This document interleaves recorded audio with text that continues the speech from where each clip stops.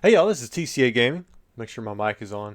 But yeah, I hope you guys have had a good couple of weeks. I know that I haven't had a video here in over a week. Been super busy with basketball. Had my first game this past Saturday. That was a lot of fun. It was actually really memorable for me because I'm coaching my daughter. Her name's Sarah. You guys have probably met her a few times if you've been in the lives at night.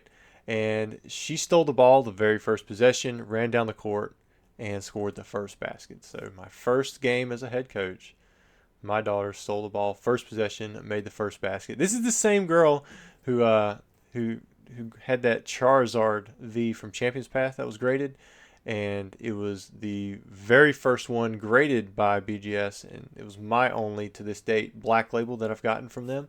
So that was really cool, and I still have that card for that reason. I've been offered a lot for that, which I probably should have took it if you were looking at it from a monetary standpoint, $12,000, and I was offered that many times over months, but I never took it because of the sentimental value that it has for me, and she made that game, really memorable for me. But also, there was several kids in that game that they just didn't want to play. Like I was holding one kid's hand, just up and down the court, just trying to get him to play. There was another one was kind of crying. He really didn't know what he was doing. They're 5 and 6, but we don't keep score, but everyone keeps score. I think we won 12-8. I'm pretty sure that was the score. A lot of it, I did miss some of it because I was constantly having to be on the court, kind of help the kids, tell them where they go. And it's a fun age group, but it also takes a lot of input, a lot of extra work. It's not like a regular game where coach has to stay off to the sideline. Like you're on the court, you're going up and down, you're talking to every player, telling them where they go, trying to make sure they dribble the ball, that kind of stuff. But anyways, we'll get back to the Pokemon stuff. I do have a few things here on consignment, and then I'm going to talk about some plays that I recently made. I'm going to show you guys the grades that I got, and why I made them. Some cards that I recently got back, and then I'm also going to call you guys to possibly help out with a kid. He I'm not saying he has any type of need whatsoever, but I'd love to make his Christmas.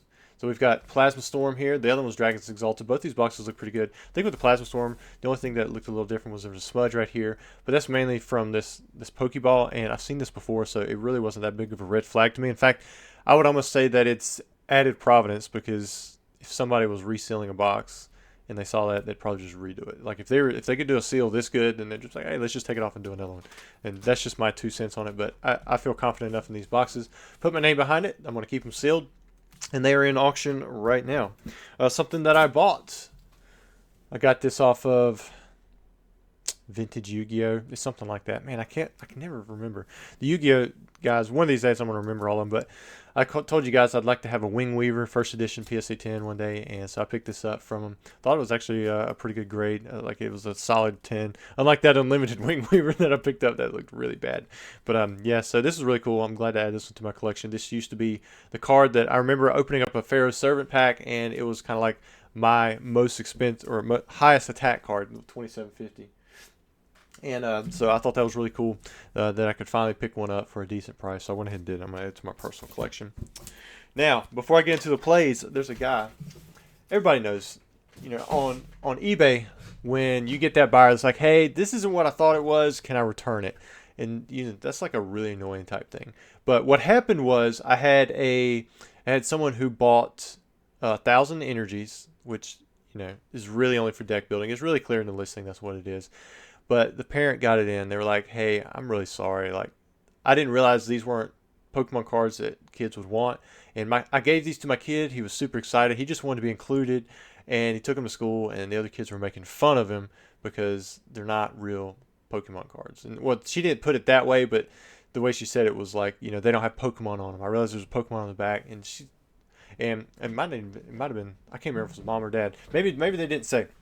But the parent basically said, hey, I would really like to get the real thing. I'm just trying to get my kid included. I don't want them to be made fun of because they have the wrong Pokemon cards. And guys, just picture this in your head. All right, all of us, we have our Pokemon cards. We're trading. And then some kid walks up. I can see I got a nice blue spot. Let me throw my sub in there just so it's not, I did the wrong one, didn't I? But imagine somebody walks up and they have 1,000 energy cards and like, yeah, let's trade. And you're like, yeah, we're not trading for those because nobody wants the energies. The only reason you buy energy cards is if you want to build a deck or do something like that. That's why they're so cheap. $20 gets you 1,000 energy shipped to you. And I was like, I can't really take these back because it's going to cost me $10 to ship. Or it cost me $10 to get it to you, and it's going to cost me another 10 to get it back. Might even cost me more than that if you don't have a padded flat rate envelope. And so I was like, but I want to take care of you. And typically, this is where I'm just like, I want to stick it to them. That's what I want to say. But this is a parent trying to do something cool for their kid. Just think about it. Your mom or your dad is going into Walmart or Target or anywhere. Anytime you go in there, like, you want them to buy you Pokemon cards. This person's going online trying to buy you 1,000 Pokemon cards. So I'm thinking, man, this parent is trying to get it right, and the kid is excited. They just want to be included. They want to play the game. So I was like, all right, I want to take care of you. And I don't do this always, but I felt like the parent was being genuine. And so I was like, you know what? Let's give it a shot. So I sent him a little care package, and I think he's really going to enjoy it. His name is Noah, but I wanted to reach out to anybody who might watch this video.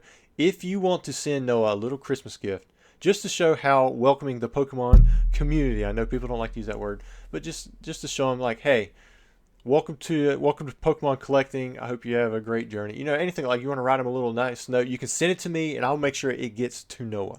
Now, I would normally just want you to send it directly to Noah, but I'm not going to share that information. It's privileged buyer information. I'm not going to share that with you. But if you want to send it to me, my address should be down there in the description. It's just P.O. Box 2, Hildebrand, North Carolina 28637. You can address it to TCA Gaming. My name's Russell Oakley. You can address it to Rusty. It'll get there, but it's just TCA Gaming.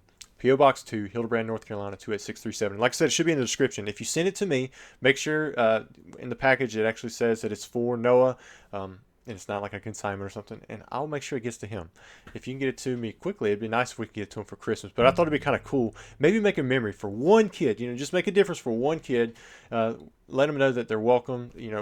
There's people out there who love trading Pokemon cards, and we'd like to help you start your journey. But again, guys, this is just something completely unnecessary. You don't have to do it. But anyways, Noah, if you end up watching this video, man, welcome to the community. We're glad you're here. Hopefully we'll see you around here 10 years and you're making your own YouTube content or doing something really cool.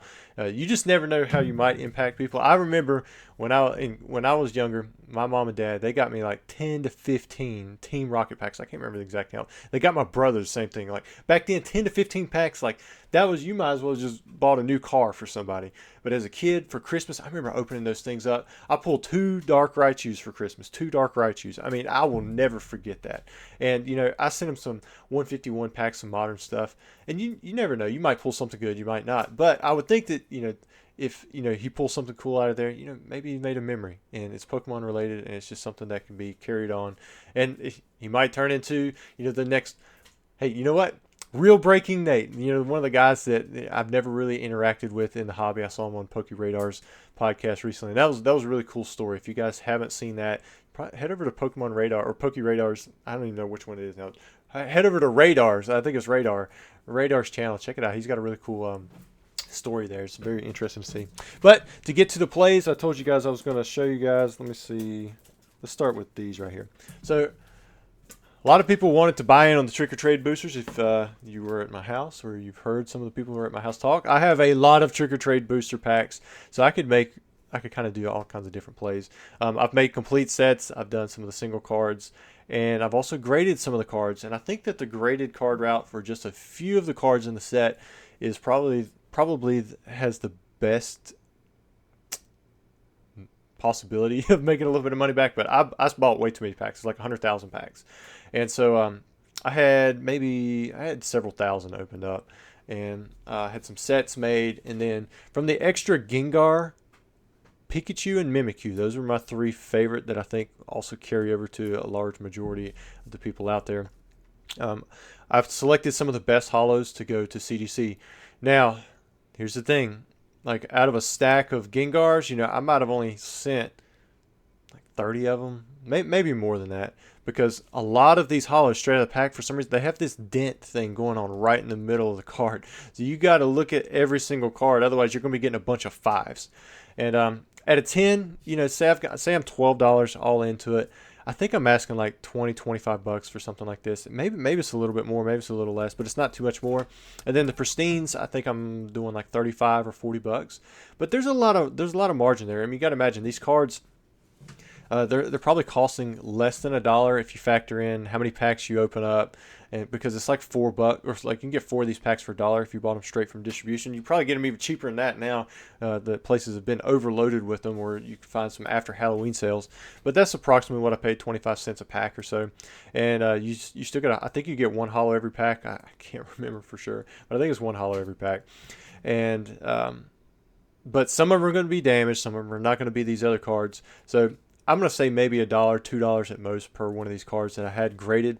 It's probably into the card. Then you have the grading fee, which is going to be the majority of it, and then eventually you're going to have shipping costs when you do ship it out. But I graded a lot of these. I did really well. I only had a handful that were less than 10, but I had some 10s, gem mint, some pristine, and I also did like I said, I did the Mimikyus.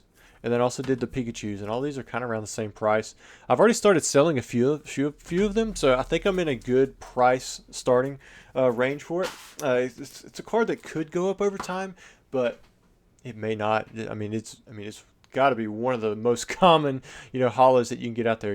Any card from the Trick or Trade boosters are going to be very, very common. You can make sets for like 10, 15 bucks. Something really, really cheap. And a lot of people got this stuff for super low cost, and also it takes up a lot of space if you bought a lot of it, so people are going to be wanting to move it. All right, the next thing, what do we have here?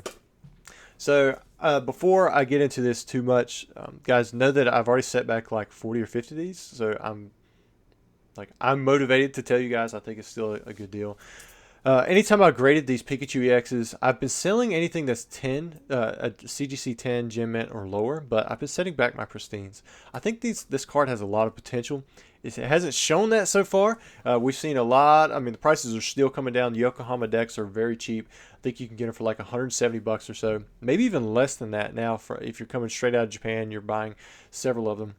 I'm not sure about on eBay. Imagine if I can find them for 170 from people. I mean, you might be looking at 200 to 250, probably somewhere on eBay, just for a single deck. But you get one of these in every one of the decks. I think it's a great looking card. I love the fact that it has a nice stamp that doesn't detract from the card itself, but it's there. It identifies, with a certain event. And then, of course, the Pikachu looks great. It's an EX of full art. And then, of course, this is the highest grade that you can get from CGC. So I've been setting these back. I think that these might be a decent play long term, but right now, they haven't shown any signs of uptick. I'm down quite a bit because I got many of these decks at 200, 250. I think I could get more than that for the pristine. So these would be up, I guess you could say. But you got to factor in all the ones that were not pristine that are graded. And for the most part, anything that was not graded pristine, I've lost out some money on how much I paid just for the deck, despite whatever the grade is. And then last, I graded some of these. So right here we have the Mew EX. This is probably the strongest card from the UPC from what I'm seeing price-wise. The 10s, these are more than I believe the metal 10s. But like I only graded 2 pristine 10s for I guess this is the alternate art out of like 119. So I was expecting more pristines for that card, but it didn't happen. I also didn't pre-grade. I just sent them all in. I've got many more to be graded, because I keep opening up the UPCs. I love the 151 packs out of there, and then I like the cards. I mean, and they're really cheap, kind of abundant right now because people are like low. It seems like on buying stuff what is it, bear? Is it bear or bull? I would say bull. Bull seems more violent, right? Buying everything. So I would say that people aren't doing like the bullish thing and buying up a bunch of these because it takes up a lot of space. Stuff is moving a little bit slower. People don't. They seem readily available. It's kind of like the Charizard Ultra Premium collection box. When everybody had them available for a cheap price, nobody really wanted them. It's kind of like that with these right now. The only thing that people go for them, I believe, for is because they have 151 packs. Like that's the main driving force, because people still really like 151. 151 is a really fun set to buy, to open. It's a good looking pack. I think that's going to remain true for a while. Like people have fun opening that set. Like you have pulls that you can chase after. I mean, there's a lot of cards you recognize. But anyways, this was the 9.5, 10. That was my main grade. But the prices on these seem to be doing really well. I've sold a few, but they're not flying off the shelf, so I think those might come down a little bit more. And then I also had the Metal Mew that I graded from my initial wave of UPCs. I had more pristines of this one than I did the other, and I had a lot of Gem Mint 10s. But I think like the Gem Mint 10 is only like $50, for the Metal Mew. So I think that's already at a pretty stable price point. It could come down some more because there is margin there. This card really isn't that expensive raw. And then the other promo, the Mewtwo, I really liked the Mewtwo, but I couldn't grade any from my first round because they were all messed up. They had these big dents right down the middle of the card. I think I sent them all to Old School. I was like, here, man, you just sell these. I left them sealed. I opened up a handful of them. They were all dented. I'm like, I can't sell these things. And then the second wave of the UPCs, they actually were good. They fixed it. Whatever was going on with my Mewtwo's, I don't think it was everybody. It might have just been the wave that I had. They fixed it. I haven't had the damage issue since then. So that was really cool that Pokemon did listen on that. But anyways, guys, I've rambled for most of this video. Typically, I just show you guys stuff and, we get off here. But I want to talk with you guys about that with the cards, kind of some of the cards that I've been grading, just so you know, because